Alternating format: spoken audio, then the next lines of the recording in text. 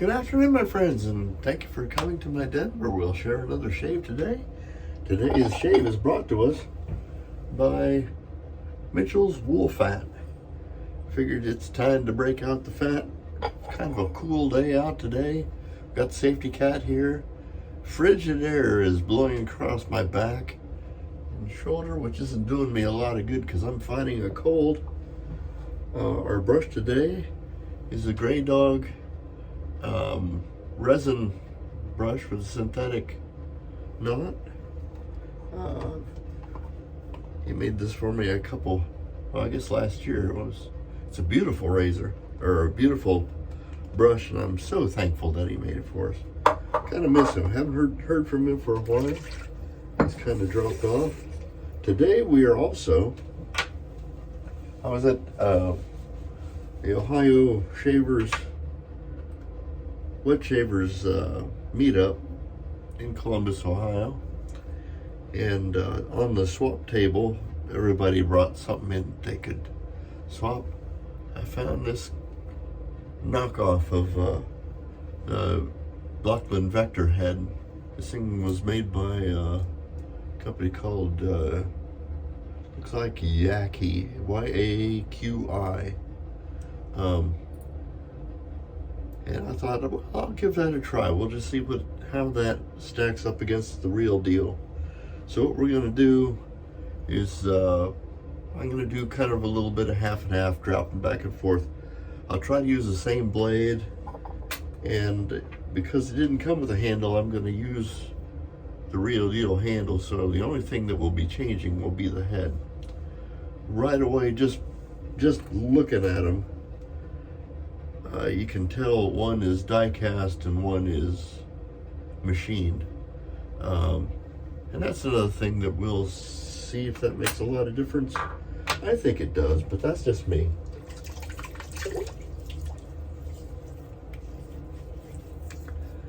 I am sporting a savage hobo look. And now, once again, fighting the cold or something like that. I'm thinking it's the COVID because I never had a fever.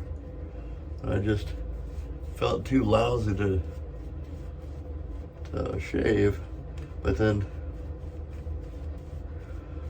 it felt so lousy having all these hairs on my face too. So I am gonna shave, damn it, and that's just how it is. And I've got the safety cat here, so I know that I'll be okay. Unless she abandons me. Like she just did. Okay, so right side first stroke. We'll see what the real deal baseline is going to be. Now, I don't know how many shaves are on this blade. It's starting to get a little tuggy, so I know this. I figure this blade is a little long in the tooth.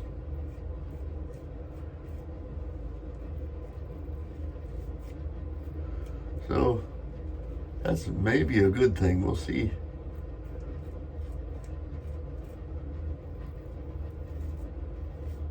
The Vector at its worst with the about wore out blade in it. And then we'll take this off and switch blades into the other one. I'm not sure I'm going to want to be switching back and forth a whole lot. I still have a great deal of respect for these blades, whether they're wore out or not. They have been known to cleave the space-time continuum. This has been in here for a while. Well, I can see some more of the differences between the two. If I can get the blade to come out, damn it. Come on. Come on, let's go. Well, shoot. Come on, let go. A little bit of soap schmooch kind of holding it all together there.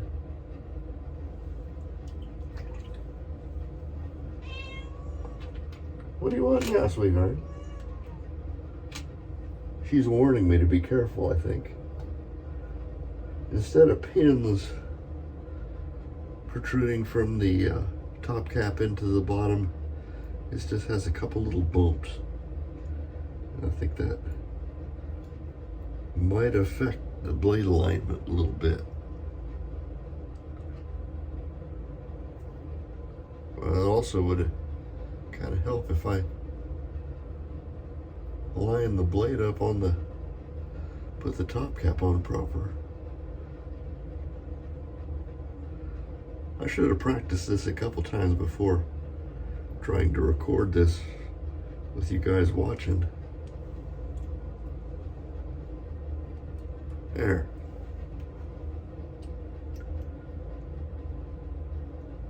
Where I had concerns was right where we are now, is whether die-cast threads on half of a top would be as good as machine threads on a half. If you remember the let's see that square job there, that has threads on it, and that's supposed to screw into the handle, and it seems to do it. But I was just something that I was concerned about. Wanted to make sure that that worked okay.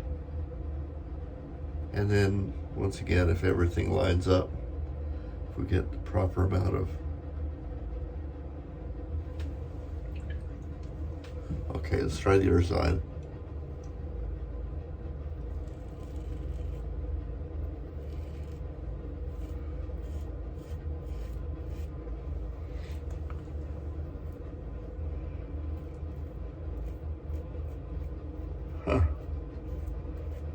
I was expecting more difference than there is. There is definitely more blade exposure.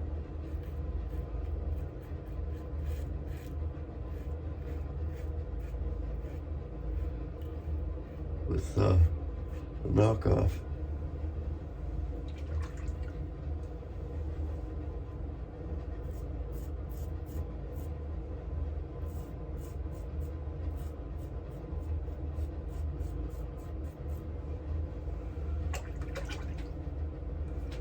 Okay.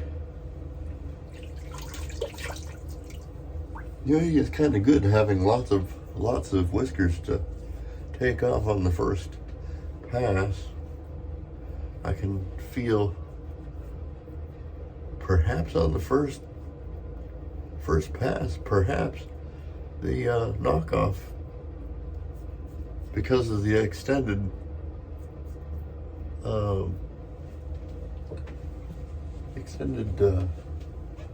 blade exposure, may have taken more off.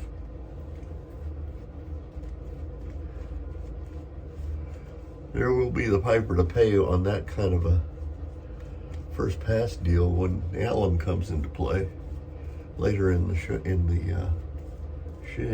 when we finish up, because you don't want to be exfoliating too much.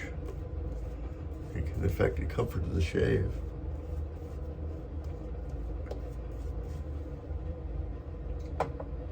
So far, and I haven't even looked to see where these are, if they're still made, because y'all know that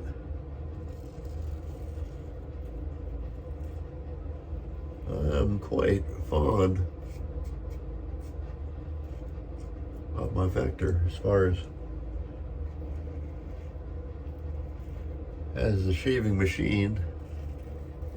It is the grand remover of whiskers as far as I'm concerned. If there's a razor I want on standby, it's sitting up here on the stand that I've got on the counter in front of me. This is the razor I want to come to the rescue. Excuse me. Well, let's go against the grain the other way.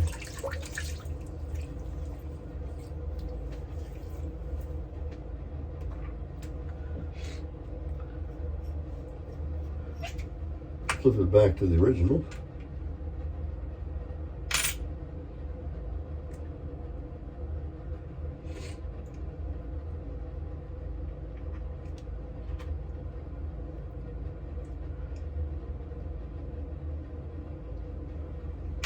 Okay, where'd the top go? Oh, there you are.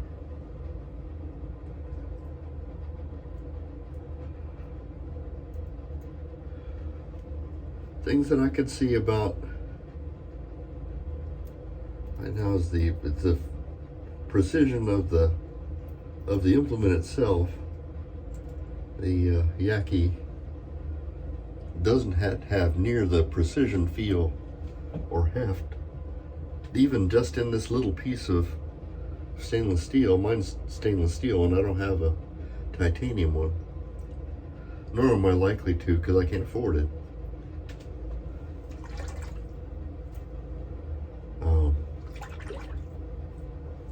But there's definitely a difference in the subjective quality of the implement itself.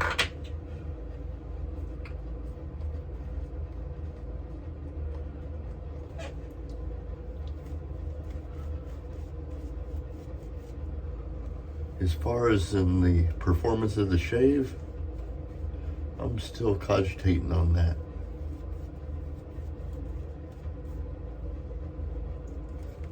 Wool fat, I figured that's a kind of a, the kitty's not gonna be here. I'm not gonna have this cold air blowing across my back.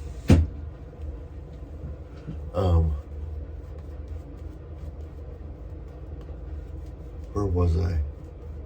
I had a thought and I was discomfort, and the cat had took off without consulting me. I think she knew I was using the vector and that I was pretty much going to be okay.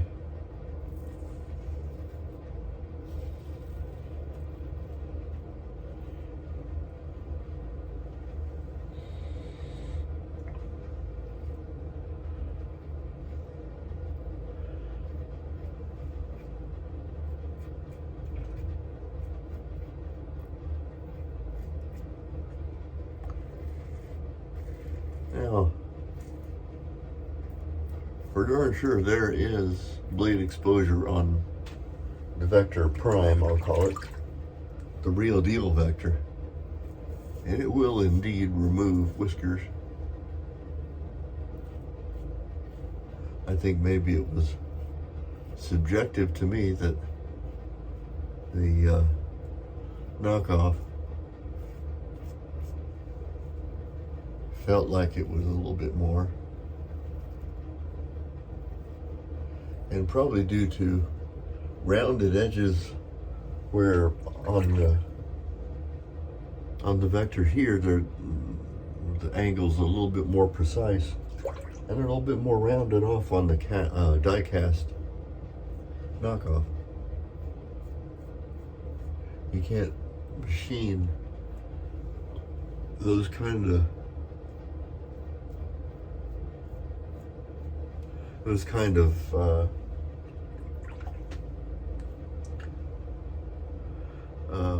details into a little piece of wax that you're putting into a mold. I was fortunate to have spent a few years working for a golf company, and we would once a year go over to Taiwan to their casting houses and see how golf clubs were made and what designs were going to come out that year. And with our input, they would make some decisions on what varieties we were going to use do that for that just model year. And tiny details like we're seeing here on the between the CNC milled vector and the die-cast vector clone. It's not really an apples to apples comparison. As it is, they are very close to each other as far as performance.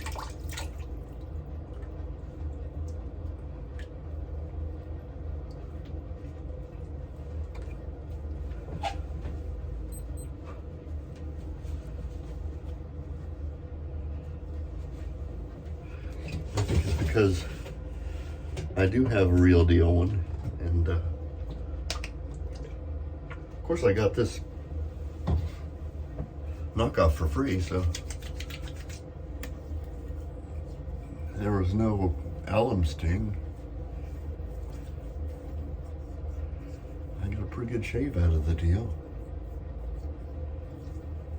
and there's only just little nubbinses down here, which I know they're not really hairs. It's my follicles picking up, kind of picking out.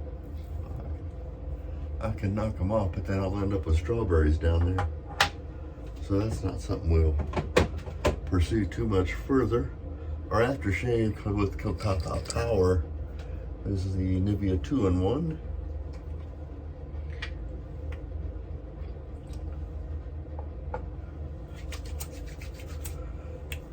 The favorite aftershave of Nurse Dave and Barber Dave, that operates the sweetest smelling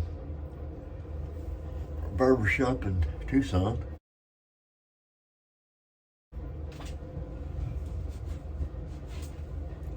Put a little talc on here, and I'll give you the final feel up what we're thinking.